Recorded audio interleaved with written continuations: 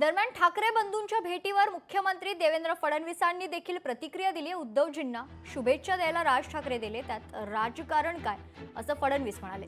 ठाकरे बंधूंच्या भेटीवरून राजकारण करण्याची गरज नाही असं देखील फडणवीस म्हणाले। जनतेच्या मनात काय आहे हे निवडणुकीच्या निकालांमधून दिसले, आगामी निवडणुकांमधूनही जनतेचा कौल दिसेल असं फडणवीस म्हणाले।